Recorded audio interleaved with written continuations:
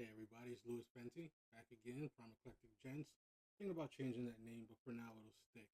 I just wanted to say, I told you so. I know everybody's stuck on Rolex. Rolex is trying to preserve its brand name. They're trying to get all these celebrities. They're trying to get them on board, paying them money, trying to convince people that it still has value. But at the end of the day, the cat's out of the bag. The secret's out. Everybody knows that it's really not worth the money anymore. And like I said, I think Invicta is a pretty good alternative, and it also lets you know that everything that glitters isn't gold. So again, I am a big fan of Rolex. I do think they're nice watches. I don't think they're worth 20, 30, 40, $50,000 like they pretend to be. However, they do have a couple of nice watches, and one that I was really fond of is the Air King. It's one of the less expensive ones with an MSRP of $7,550, and it does have some pretty nice, attributes to it. Uh, you know, 40 millimeter chroma light display, all that good stuff. 100 meter waterproof.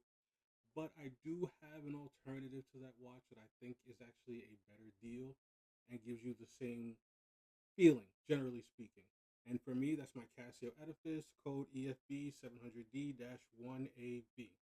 So the thing that I do like about this watch the most, and it's the thing that you'll notice about the Air King as well, is that it has one or two green accents, or just accents in general. And I think a lot of times that's what makes a watch. So it's got a 3-year battery life. It's got an MSRP of somewhere around $159. And I think it gives you that same feeling. It gives you that same idea that the Air King gives without paying almost $10,000 for the watch. And I think now, seeing what's going on with Rolex and seeing what's up with the brand lately, people are starting to realize that there are less expensive alternatives to everything. Less expensive alternatives to watches, less expensive alternatives to shoes, less expensive alternatives to bags, to handbags. So when you start looking at brands and you start looking at, well, what is it about this product that I like so much? And it's not just trying to impress people with the price. It becomes, okay, well, I like it because it has a green accent, or I like it because it's got patent leather, or I like it because it's a really nice looking bag with a charm hanging off of it. There are a million and one different alternatives. So when I look at this watch, the scratch resistant sapphire crystal, the stainless steel, the green secondhand, and honestly, I do like the band. I think the band is actually pretty cool. It's relatively unique, generally speaking, when you look at watches.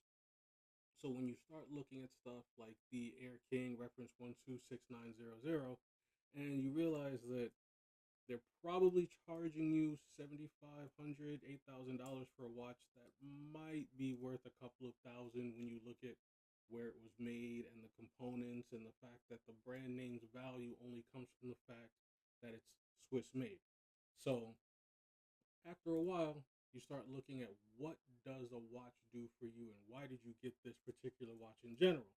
And honestly, I wanted something that was an Air King-ish watch, but also didn't have an Air King price to it and felt very solid. This watch is very sturdy. The stainless steel bearings are phenomenal. Got the squeeze open clasp that secures very, very well. It's a watch that I can wear to work. I can wear it to sporting events. I can wear it to business formal, business casual, casual. I can wear it every single day, every single place, all over the place, anywhere that I want to put it on. So when you look at watches and you look at stuff like where Rolex is currently at, and I told you guys, it's not about what the value of a watch is according to what somebody else dictates. It's what that value means to you. If you love Rolex, by all means, continue to buy Rolex. If you love Seiko, continue to buy Seiko, which I do think Grand Seikos are worth every single penny because you know the history of it and you can actually track where they're made and everything like that. I don't believe that they're having the same kind of scandal that Rolex is having right now. So, if you like Breitling, whatever you like, if that tickles your pickle, as John Jones might say, if that tickles your pickle, then go ahead and keep doing what you're doing.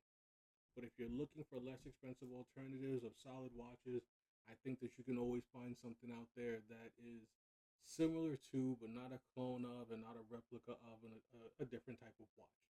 It can be its own watch and be somewhat of an homage or a similar watch on its own. So again, this is my poor man's Air King, the Casio Edifice, and this is Prime Eclectic Gents, and I'm out. Be sure to like, share, and subscribe.